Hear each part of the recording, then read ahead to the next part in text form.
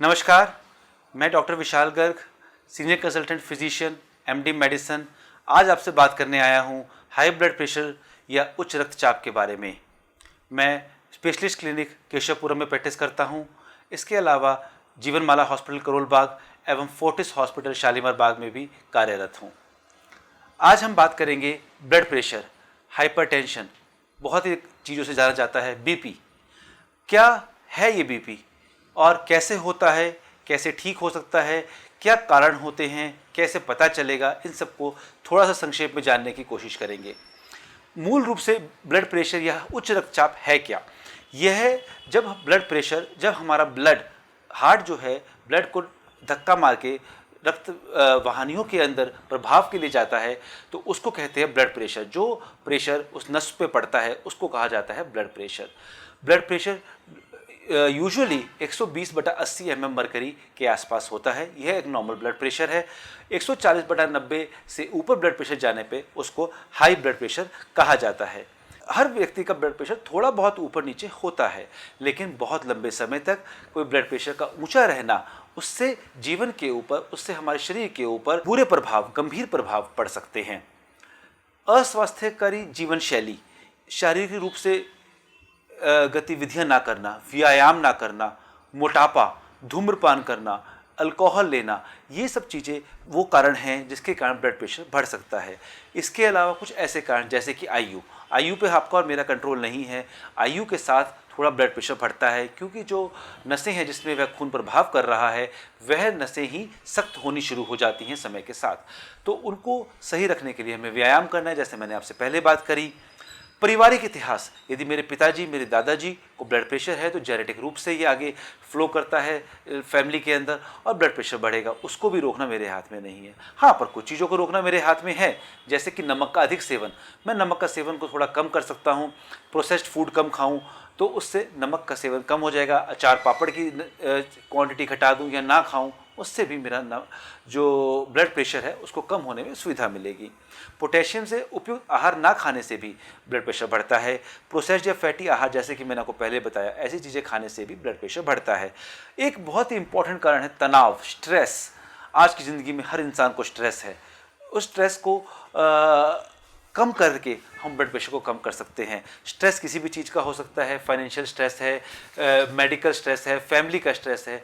जो भी स्ट्रेस हैं, उन स्ट्रेस को हमें अपने आप को कम करना चाहिए। आगे बात करते हैं सिम्टम, लक्षण। मरीज मेरे पास आते हैं और बोलते हैं कि डॉक्टर साहब, हमें तो कोई लक्षण नहीं है, हमें तो कोई तकलीफ नहीं है, ब्लड प्रेशर कैसे हो सकता है? मुझे तो पता ही नहीं था ब्लड प्रेशर है। तो इसके लिए सबसे पहले मैं ये बताना चाहूँगा आपको कि ब्लड प्रेशर का कोई भी स्पेसिफिक सिम्टम नहीं है, कोई ऐसा लक्षण नहीं है कि मैं कहूँ कि आप ये होगा तो आपको 100% ब्लड प्रेशर है।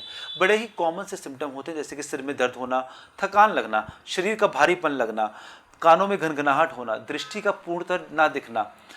लेकिन ये ऐसे सिम्टम हैं, ऐसे लक्षण हैं जो मिस हो जाते हैं, जो आप और मैं सोचेंगे, यदि मैं डॉक्टर ना हो तो हम सोचेंगे कि एक कॉमन मैन सोचेगा कि ऐसे ही होगा, सिर में दर्द है, दवाई खा लेता हूँ, ठीक है, दृष्टि में दिखना बंद हो गया, उम्र की साथ है, तकाजा है, चलो ठीक है, नहीं दिख रहा होगा, चश्मा लगवा लेता हूँ।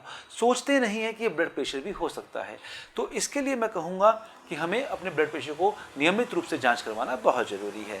ब्लड प्रेशर की जो स्पेसिफिक कॉम्प्लिकेशंस होती हैं, जैसे कि हार्ट के कार्डियोवास्कुलर या आंखों की दृष्टि का चला जाना, अंधापन हो जाना, या स्ट्रोक यानी कि पक्षपात हो जाना, या कि गुर्दे की समस्याएं, ऐसी समस्याएं बहुत लेट आती हैं और उस समय तक यदि हम ब्लड प्रेशर की जांच ना करवाएं तो हमारे शरीर के ऊपर अत्यंत बुरा प्रभाव पड़ेगा। तो इसलिए हमें इसको पहले ही चेक करना चाहिए। अब बात है कि यदि हमने चेक कर लिया, हमने देख लिया कि बीपी बढ़ा हुआ है, तो हम क्या करें कि कैसे इस बीपी को रोकें? तो इसके लिए मैं कहूँगा कि बीपी को रोकने के लिए, जैसे कि मैं पहले बताया, मैं फिर एक बार दोबारा बताना चाहूँगा कि 140/80 बीपी से ऊपर जो बीपी होता है वह हाइपरटेंशन कहलाता है। और हमारा हमेशा गोल रहता है कि हम 120/80 के आसपास बीपी को रखें। कोई भी उम्र हो, बीपी 120, 130, ऊपर का और नीचे का 80। ये ऊपर का नीचे का बीपी क्या होता है, ये भी एक बार जान लेंगे तो आसान हो जाएगी समझना हमारे लिए। जो ऊपर का बीपी होता है 120 से 130 जिसे हम कहते हैं, वो होता है systolic blood pressure. Systolic blood pressure वह प्रेशर है जब हार्ट बीट करता है, तो वह जब ब्लड को बाहर की तरफ फेंकता है तो जो नसों पे उसका प्रेशर पड़ता है उसको कहते हैं सिस्टोलिक ब्लड प्रेशर। और जो दो हार्ट बीट के बीच में दो हार्ट बीट जब होती हैं उसके बीच में जब हार्ट रेस्ट कर रहा होता है तो उस ब्लड प्रेशर को कहते हैं डायस्टोलिक ब्लड प्रेशर या नीचे वाला ब्लड प्रेशर। तो ये दो तरह का ब्लड प्रेशर है, सिस्टोलिक एंड डायस्टोलिक। तो अच्छा, अब बात हम ये कर रहे थे कि हम इसको कंट्रोल कैसे करें। तो मेरा मानना तो ये है कि सबसे इंपॉर्टेंट है लाइफस्टाइल मॉडिफिकेशन या अपनी जीवन शैली को बदलना सबसे इंपॉर्टेंट है। दवाइयाँ और बाकी चीज़ें तो बहुत बात की हैं। यदि हम पहले अपनी जीवन शैली को बदल लें और अपने आप को नियमित रूप से चीज़ों का, आहार का और अपने स्वास्थ्य का ध्यान रखें तो ब्लड प्रेशर को बहुत से लोगों में बिना दवाई के भी ठीक किया जा सकता है। इसमें क्या क्या चीज़ें आएंगी, तो एक बार हम सोच लेते हैं क्या क्या चीज़ें आएंगी। जैसे कि नियमित व्यायाम, स्वस्थ आहार, धूम्रपान को छोड़ना, अल्कोहल का सेवन कम करना, नियमित ब्लड प्रेशर की निगरानी करना, तनाव ना लेना और दवा का समय पर पालन करना। तो ये कुछ चीज़ें ऐसी हैं जो अपनी लाइफस्टाइल के अंदर यदि हम चेंज करेंगे तो हमारा ब्लड प्रेशर अपने आप ही कम होना शुरू हो जाएगा। सबसे पहले मैंने बात की नियमित व्यायाम, बहुत ही ज़्यादा इम्पॉर्टेंट विषय है नियमित व्यायाम करना। नियमित व्यायाम करने से हमारे हृदय को शक्ति मिलती है जिससे कि वह ब्लड को पंप करने में बहुत अच्छी तरह से सशक्त हो पाता है और उसको ब्लड को धक्का मारने में, तो बाहर निकालने में, पंप करने में, जो भी वर्ड हम यूज़ करें उसके अंदर कम उसकी ताकत लगती है जिससे कि हार्ट को अच्छा रहता है। और जब ताकत कम लगती है तो ब्लड प्रेशर अपने आप कम हो जाता है। तो नियमित व्यायाम करने से हमें डेफिनेटली मदद मिलती है, जैसे कि वॉकिंग करना, थोड़ा तेज चलना, जॉगिंग करना या तैरना। तैरना एक बहुत ही अच्छी एक्टिविटी है जिससे कि हमारा व्यायाम भी हो जाएगा, ब्लड प्रेशर भी कम हो जाएगा और हम एंजॉय भी करेंगे। कुछ लोग कहते हैं कि वॉक करना बड़ा बोरिंग लगता है डॉक्टर साहब, नहीं होता हमसे, तो उनको मैं कहता हूँ भाई थोड़ा तैर लो। तो तैरने से आपको मज़ा भी आएगा और आपका व्यायाम भी हो जाएगा। दूसरा हम बात करेंगे स्वस्थ आहार के बारे में। जैसा कि मैंने पहले भी बताया, स्वस्थ आहार के अंदर हमें हाई फैटी डाइट नहीं खानी है। Saturated fats, cholesterol rich foods, ये सब हमें अवॉइड करना है। हमें पोटेशियम को खाना है और नमक को कम करना है। नमक कैसे कम होगा, जैसे कि मैंने पहले बताया, प्रोसेस्ड फूड नहीं खाएंगे, अचार पापड़ ये नहीं खाएंगे, दही है, फल है, इनके अंदर नमक ना डालिए। लेकिन मैं एक चीज़ यहाँ पे दोबारा अपने वीडियो के जरिए आपको बताना चाहूँगा कि आप नमक को बंद नहीं करेंगे। ऐसे बहुत से मरीज़ मैंने देखे हैं जो अपने नमक को बंद कर देते हैं, यानी कि रोटी सब्जी में भी नमक बंद कर देते हैं और उनको एक बीमारी हो जाती है हाइपोनेट्रीमिया, सोडियम की कमी। तो ऐसा नहीं करेंगे। आप एक नॉर्मल जो नमक होता है वो आप लेंगे अपने आहार के अंदर, लेकिन एक्स्ट्रा नमक को बंद करेंगे। अल्कोहल को सीमित कीजिए, अल्कोहल को सीमित करने से बहुत हेल्प होगी। और एक जैसा कि एक डाइट होती है DASH, dietary approach to stop hypertension, इस डाइट का पालन कर सकते हैं। इसके अंदर क्या है, समूचे अनाज लीजिए, ये नहीं सिर्फ गेहूं लेना है, हमें हर चीज़, गेहूं, बेसन, ज्वार, सब चीज़ लेनी है, फल, सब्जियां, इन सब का सेवन करना है, कम फैट वाले फूड और प्रोसेस्ड फूड नहीं खाने हैं।